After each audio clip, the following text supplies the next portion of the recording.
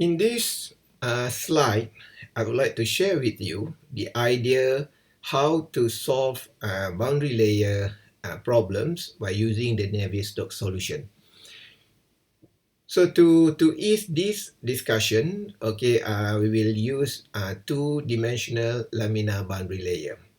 And from the previous lesson, we could write the x component Navier Stokes equation as shown in this slide. So and then we make a few common assumptions to solve these problems. Okay, one is flow is laminar, so we assume it is steady flow, so means that the du dt is equal to 0, means the component of velocity in x-axis is not changed in time. So the z-axis is not exist. So the gravity is not acting in x-axis. So and then the 2D flow, so means that there are no component in z-axis. So and then we could simplify the Navier Stokes equation become this one.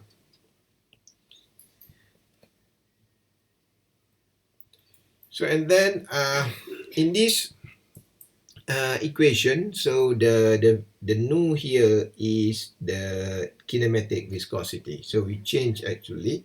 Okay, so sometimes in your calculation, maybe we use the idea of mu. So in this terms, so the nu here is actually the kinematic viscosity.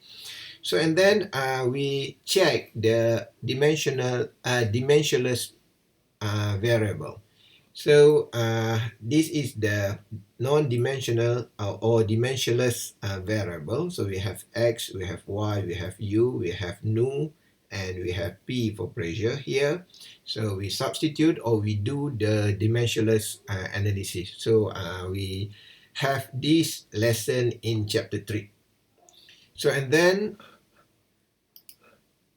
after that, we could get okay, so this is the diagram of the boundary layer and the diagram to suit with our Navier Stokes equation. So we assume that we have a flow on a curved surface like this one. Normally, people will use diagram for curved surface because in flat surface, we assume that there are no pressure gradient. So means that the idea of pressure here will equal to 0 if we are using flat plate. That's why usually in textbook, they will, if we do the Navier Stokes equation, normally we will show in a curved surface, because normally in curved surface, they will have a pressure gradient. At the same time, they will create one phenomenon called separation.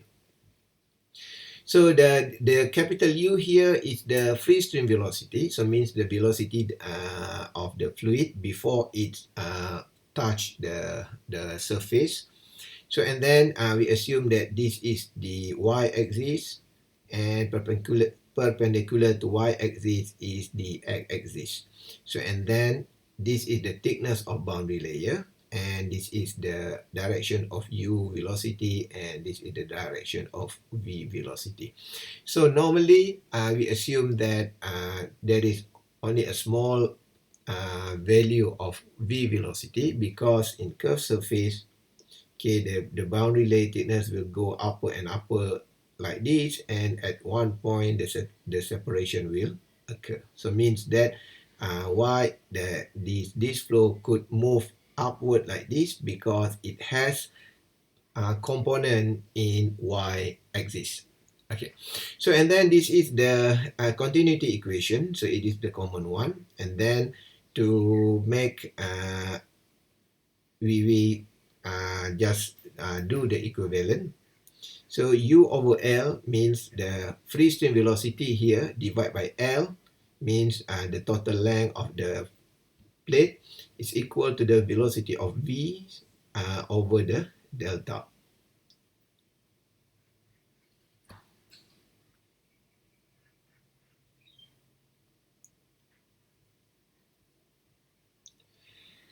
So and then we could have the non-dimensionless variable for V as this one. So we have V star is equal V times L over U delta.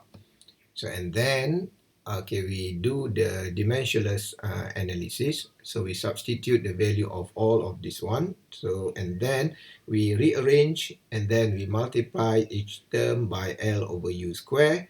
And finally, we could get this one. So, and then we try to find a new terms that we get from this dimensional analysis.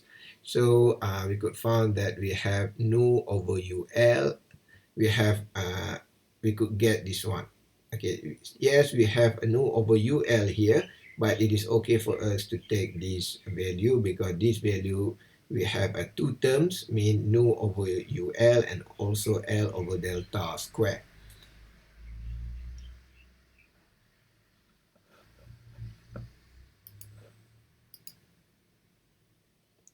So, and then we could assume that, so UL over nu, so from these terms, nu over UL, okay, because it is dimensionless, or means that it will give us non-dimensional value.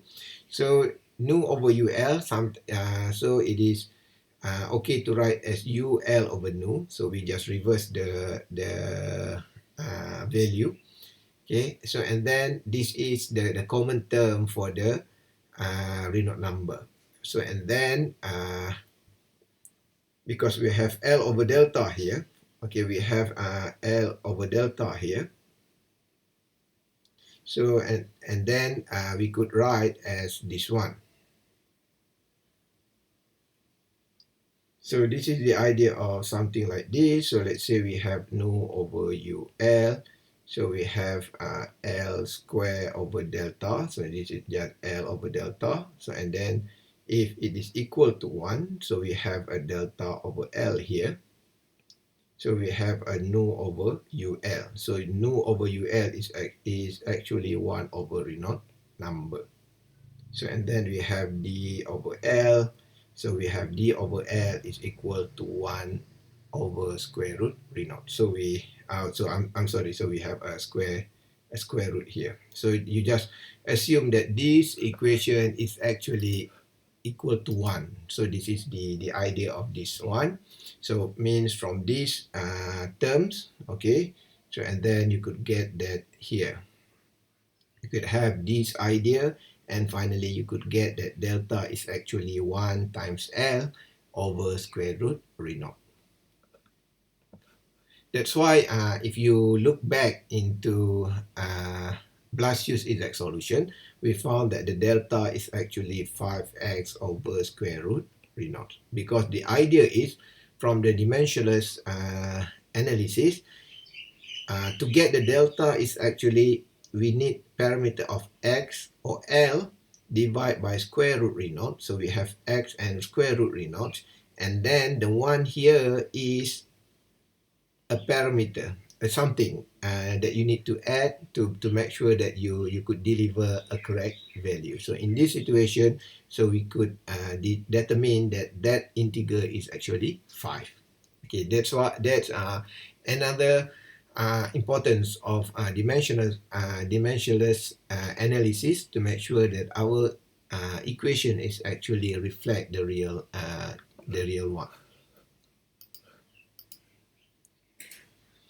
So and then this is the explanation about the pressure in the boundary layer. So the pressure across boundary layer, y direction is nearly constant. Okay, we assume that because at the end of this one, at the surface of the boundary layer, so it is pressurized with atmospheric pressure. So we assume that in all points, the pressure that acts on every point here and here is actually the atmospheric pressure. So means we assume that there are no dP over dy.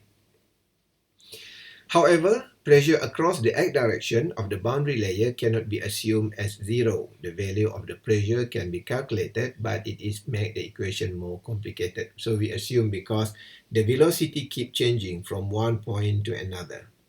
Okay, so and then means that when the velocity difference, so means that the the pressure will exist.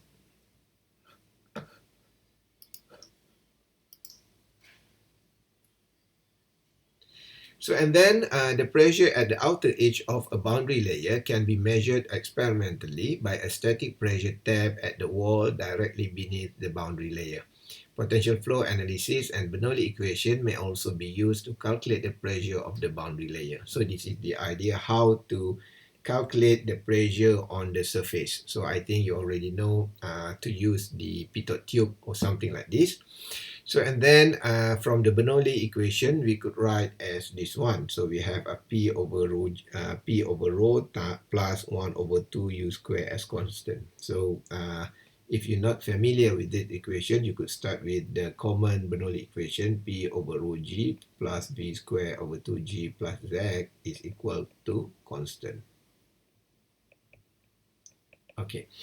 So, and then from this equation, we could rearrange into this one, and then we could write as 1 over rho dp dx is actually negative u du dx. So, so you just bring all the terms here to this one, and then you could get this value. So it means that you just write the p here. From here, you just p over everything, and then you do the dp over dx, and then you differentiate the value of on your right side.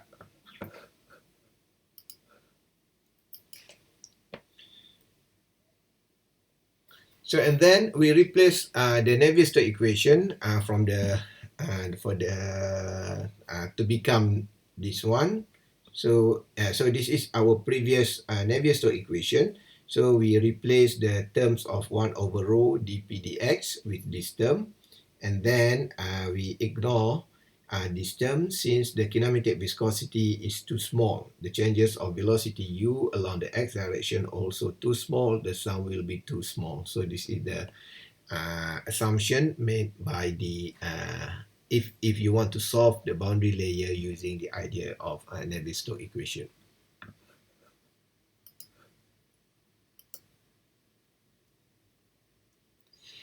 So, and then the boundary layer equation will become like this. So this is the continuity equation, and this is the Navier Stokes equation reflect the boundary layer condition.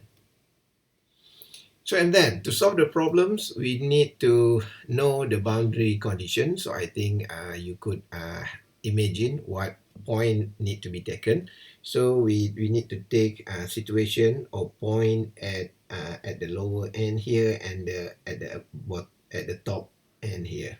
So and then we could write the boundary condition as this one. So there are three boundary conditions that can be specified from the boundary layer phenomenon. So it is u equal to 0 at y equal to 0. So means that if we have a boundary layer, so in this point, so the velocity is 0 at y equal to 0. And then we have u equal to capital U at y approach infinity. So means that if the y here is become bigger and bigger, so the velocity will maintain or will constant at capital U, mean at the free stream velocity. So means that the idea is the velocity is 0 here because the phenomenon of no slip condition, and then the velocity will increase, become faster and faster, and then at one point or after a few distance, and so when the y is increased, so the velocity will come back or will become the capital U, the free stream velocity. And then we have the U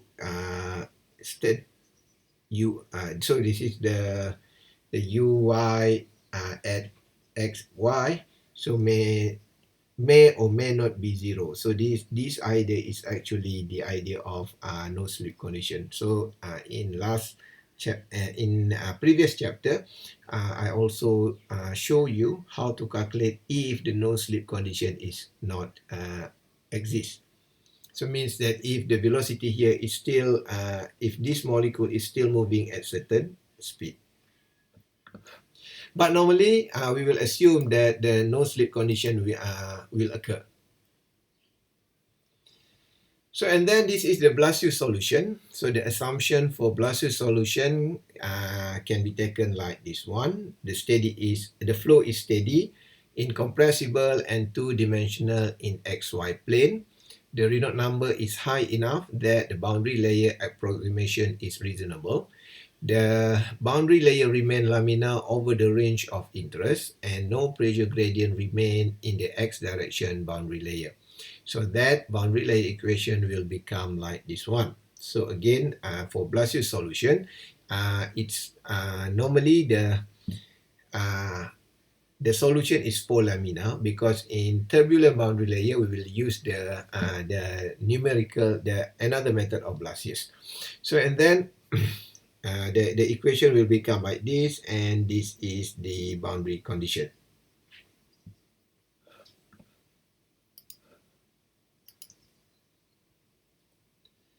So Blasius used the idea of similarity to solve this equation. In similarity terms, there is no characteristic length scale in the geometry of the problem. This means that we will see the same flow pattern no matter how much we zoom in or zoom out. Blasius introduced a similarity variable called eta, written as this one, that combines independent variable x and y into one non-dimensional independent variable. So this is the idea of Blasius, to simplify everything actually, because if we have variable x, y, z, and so on, so we need to fulfill all the terms. So in this situation, so Blasius combines all the independent variables, and he introduced the variable called eta.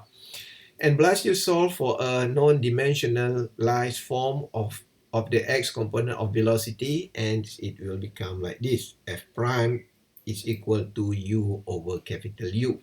So this is what we learned in our Blasius solution in last chapter, in previous chapter. So and then Blasius substitute equation 2 and 3 into equation 1, subjected to the boundary condition. He gets an ordinary differential equation for non-dimensional speed. So he managed to get u over u as f prime as a function of similarity variable of eta. Blasius used the popular Runge-Kutta numerical technique to obtain the result shown in table below.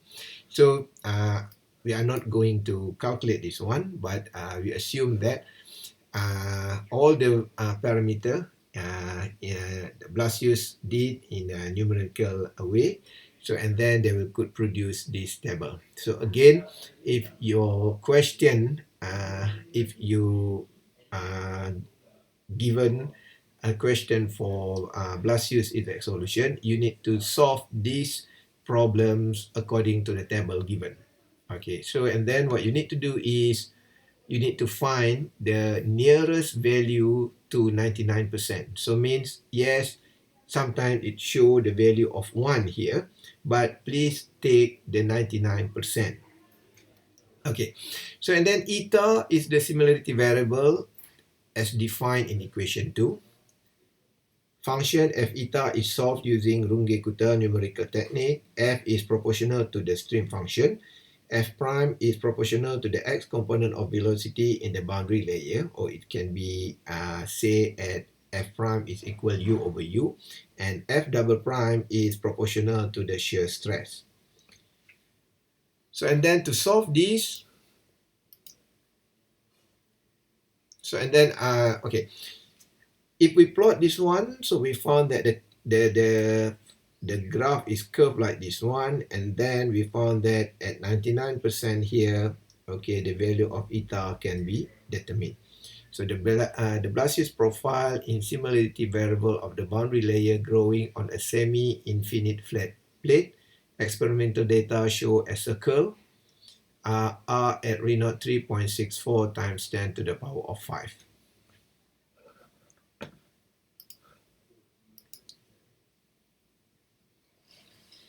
So and then if we want to calculate the boundary layer thickness, so we found that f prime is equal 99%, so the value of eta is 4.91. So the value of this one is actually, if we have a 0.991 here, and then it is between 4.5 and 5.0.